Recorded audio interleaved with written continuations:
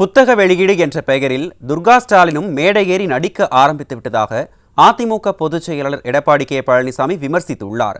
மக்களை காப்போம் தமிழகத்தை மீட்போம் எழுச்சி பயணத்தின் 14வது நாளில் தஞ்சை மாவட்டம் பேராவூரணி பெரியார் சிலை பகுதியில் பேசிய அவர் இதனை தெரிவித்தார்.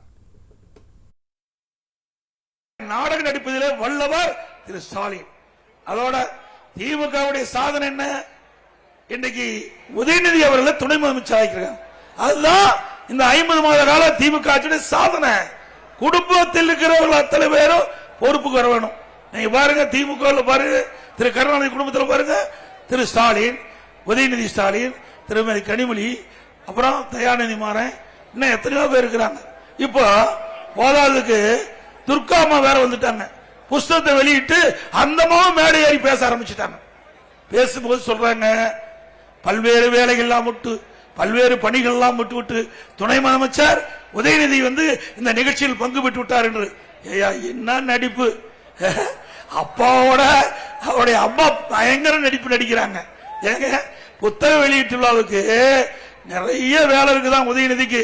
என்ன கிழிச்சு விட்டாரு தமிழ்நாட்டுக்கு. அவர் நினைச்சு பாருங்க, யாரு பேசுறா? உதயநிதியோட அம்மா அவர்கள் துர்கா ஸ்டாலின் பேசுறாங்க இந்த புத்தக வெளியீட்டு விழாவில். நேற்று நீங்க டிவியில பார்த்தா தெரியும்.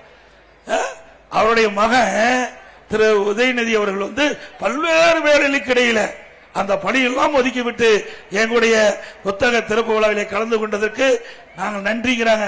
ஆகா, எவ்வளவு பெரிய மோசடி கும்பல் என்பதை நீங்கள் எண்ணி பாருங்க.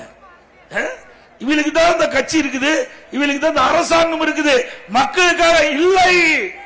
மக்களுக்காக அரசாங்கம் இருக்குதா? திரு கருணாநிதி குடும்பத்துக்கு தான் அரசாங்கம் இருக்குது. அது கட்சி இல்ல, கார்பரேட் கம்பெனி. அது கம்பெனி ஆக்கிட்டாங்க. அந்த கம்பெனியில தான் குடும்ப உறுப்பினர்கள் டைரக்டரா இருந்துட்டு திரு ஸ்டாலின் சேர்மனா இருந்து இன்றைக்கு இந்த அரசாங்கத்தை நடத்திட்டு இருக்காங்க. இப்படிப்பட்ட அரசாங்கம் மீண்டும் வர வேணுமா?